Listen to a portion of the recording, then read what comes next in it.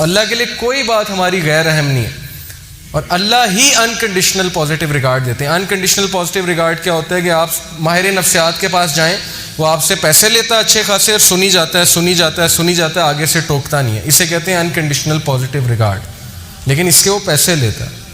آپ جب سارا اسے سنا دیتے ہیں، آپ کہتے ہیں تو بڑا اچھا بندہ ہے، اس نے تو میری ساری سنی ہے، مجھے ٹوکا نہیں ہے۔ تو بھائی اللہ تو پیسے بھی نہیں لیتے، آپ اللہ کے سامنے کیوں نہیں باتیں کرتے؟ ایگزیکٹ وہی بات کہ اللہ میری زندگی میں یہ چل رہا ہے، میں تھک گیا ہوں، مجھے ہدایت دیں، میں نہیں جانا چاہتا اس طرف میرے رب، میں مشکلات میں ہوں، میرے اوپر بہت امتحان آ چکے ہیں، میں بس تھک چکا ہوں۔ آپ کیوں نہیں اس طرح بتاتے اللہ کو؟ بس یہی ایک فرق ہے کامیاب لوگوں میں اور ناکام لوگوں میں، یہ ایک ہیبٹ ہے۔ تو اس کا فائدہ کیا ہے جی؟ اللہ سے غم شیئر کرنے کا، اللہ سے بات شیئر کرنے کا فائدہ کیا ہے؟ سورہ طلاق میں اللہ نے وعدہ کیا ہے، اللہ نے کہا کہ جو کوئی بھی میرا تقوی اختیار کرتا ہے، تقوی سے مراد ہے کہ مجھے پہچانتا ہے اور میرے پاس آتا ہے اور میرا کہنا مانتا ہے، اللہ اس کے لیے ایک ایسا راستہ نکال دیں گے ہر مشکل سے نکلنے کے لیے کہ وہ سوچ بھی نہیں سکتا۔ اور اس کی تفسیر حدیث میں آتی ہے کہ جو شخص استغفار کو لازم پکڑ لیتا ہے، اللہ اس کو ہر مشکل سے نکال دیتے ہیں۔ پھر اللہ کہتے ہیں کہ اسے ہم ایسی جگہ سے دیں گے رزق کہ وہ سوچ بھی نہیں سکتا۔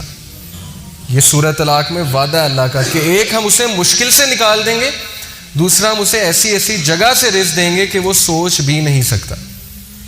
ایک واقعہ ہے چھوٹا سا، ڈاکٹر ایان ایک سعودی عرب کے ڈاکٹر ہیں، پاکستانی ڈاکٹر ہیں، بہت بڑے نیورو سرجن ہیں۔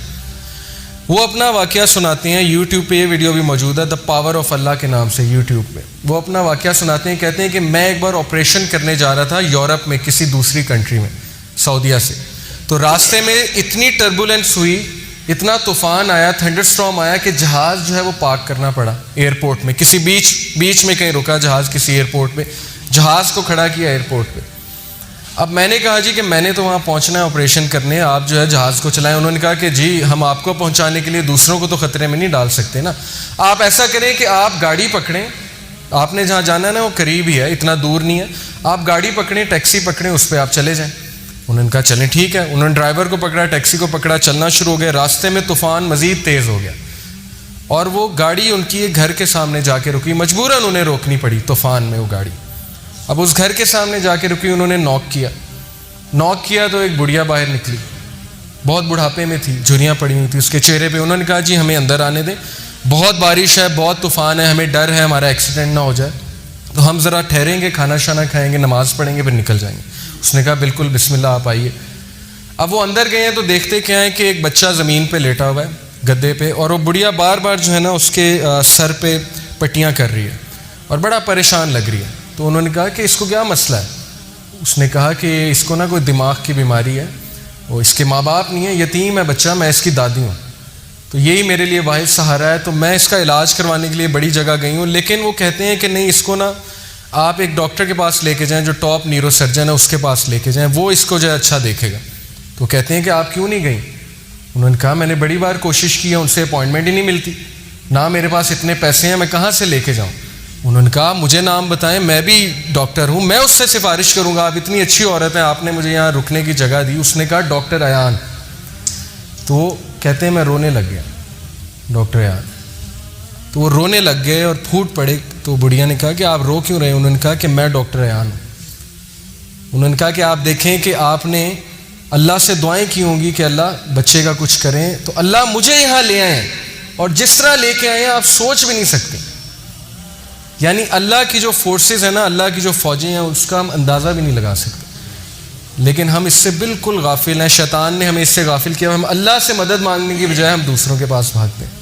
تو ایسے بڑے واقعات ہیں، آپ کو سلف کی زندگیوں سے ایسے بڑے واقعات مل جائیں گے جس میں ثابت ہوا کہ اللہ جب اپنی فوجوں کا استعمال کرتا ہے تو پھر اللہ ناممکن کو بھی ممکن بنا دیتا ہے۔ موسیٰ علیہ السلام، آپ سوچیں، دشمن کا بچہ، جو دشمن کا بچہ، فرعون سارے بچوں کو قتل کروا رہا ہے کہ کس لیے کہ کل کو یہ کھڑا ہو کے میرے خلاف نہ نکل پڑے۔ بنی اسرائیل کے سارے بچے قتل کروا دیے، لیکن اللہ اسی بچے کو اس کے محل میں لا کے پرورش دلوائی جس نے اس کو بڑا ہو کے شکست دینی تھی۔ یہ امپاسبل ہے، ہالی ووڈ بھی اس طرح کی مووی نہیں بنا سکتا، اس طرح کا سین کریٹ نہیں کر سکتا، لیکن اللہ نے کیا، اسی بچے کو اس کے محل میں لے آئے، تو اس لیے اللہ کے لیے کچھ امپاسبل نہیں ہے، یہ بات ہمیں پتہ ہونی چاہیے۔ چوتھی ہیبٹ جی، 3 ہیبٹس ہو گئیں کہ اپنا غم اپنی بات اللہ سے شیئر کریں. یہ سکسیسفل لوگوں کی ہیبٹ ہے. چوتھی ہیبٹ ہے never ever ever ever ever ever give up. کبھی ہمت مت ہاریے. اور کس سے سیکھیے؟ انبیاء سے سیکھیے.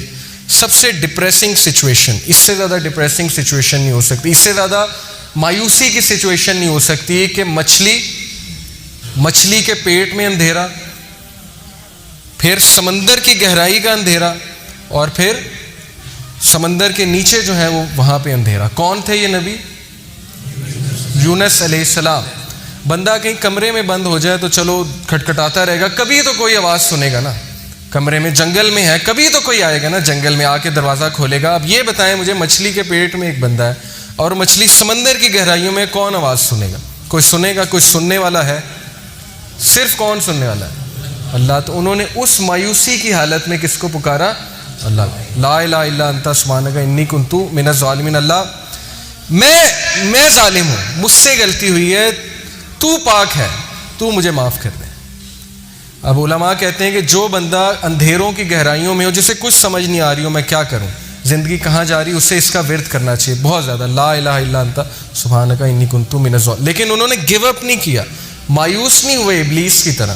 ابلیس مایوس ہو گیا، اسی لیے اس کا نام ہے ابلیس، دا ہوپلیس ون. مایوس ہو چکا ہے وہ، ورنہ اصل نام تو اس کا عزازیل ہے. ابلیس کا مطلب ہے مایوس ہو چکا ہے وہ. لیکن انبیاء مایوس نہیں ہوتے تھے. کامیاب بندہ کبھی مایوس نہیں ہوتا، چاہے حالات کیسے مرضی ہوں. کیوں؟ اسے پتہ ہے کہ میں کس کی عبادت کرتا ہوں؟ جس کے ہاتھ میں ہر چیز ہے. اللہ کہتے ہیں کہ دنیا میں کوئی پتا بھی نہیں گرتا، اللہ کو پتہ ہے. پتے کا اللہ کو پتہ ہے کہ پتا کہاں گر رہا ہے. تو آپ کے غم کا اللہ کو نہیں پتہ؟ آپ کی مشکل کا اللہ کو نہیں پتہ؟ کیا خیال ہے؟ پتہ ہے نا. اگر پتا کیا ہے؟ بے جان چیز. اگر پتے کا اللہ کو پتہ ہے کہاں گر رہا ہے، تو آپ کے غم، آپ کے آنسوؤں کو بھی اللہ کا پتہ ہے. لیکن اگر مدد مانگی جائے تب. تو یہ جی ہماری 4th ہیبٹ. یہ آپ دیکھیں کچھ لوگ جو ہے وہ بالکل تب گیو اپ کر دیتے ہیں جب بالکل کامیابی ان کے قریب ہو، تب وہ گیو اپ کر جاتے ہیں. تو ایسا ہمیں نہیں بننا. ہمیں چلتے رہنا ہے، دوڑتے رہنا ہے، مشکلات کا مقابلہ کرتے رہنا ہے، کھڑے ہونا ہے، چیلنجز کو فیس کرنا ہے. چونٹی اگر کسی راستے سے گزر رہی ہو اور آپ اس کے سامنے اپنی انگلی رکھ دیں تو وہ آپ کی انگلی اٹھانے کا انتظار نہیں کرے گی، بلکہ اپنا راستہ بدل کر اپنی منزل مقصود کی طرف چل پڑے گی. تو چونٹی سے سیکھنا چاہیے. چاہے اس کے سامنے رکاوٹ آ جائے، وہ اپنے مشن سے نہیں ہٹے گی، اپنے فوکس سے نہیں ہٹے گی. اس نے وہیں جانا ہے. جتنی مرضی رکاوٹیں کھڑی کر دیں اور راستہ بدل کے دوسری طرف چلی جائے گی. یہی اسی طرح مسلمان ہوتا ہے. اب یہ جو آیت ہے اس میں اللہ تعالیٰ انسان کی نیچر بتاتے ہیں، سائیکالوجی بتاتے ہیں، نفسیات انسان کی کیا ہے. اللہ کہتے ہیں لا یسام الانسان من دعاء الخیر وان مسہ الشر فیئوس قنوط. اللہ کہتے ہیں کہ انسان جو ہے جب اس کو اچھائی پہنچے تو بڑا خوش ہوتا ہے، لیکن جیسے ہی اسے کوئی شر چھو لے، کوئی مشکل آ جائے تو اسی وقت مایوس ہو جاتا ہے، گیو اپ کر دیتا ہے کہ میری زندگی برباد ہو گئی، میرے ہی ساتھ یہ کیوں ہوا، میں نے تو کچھ کیا بھی نہیں.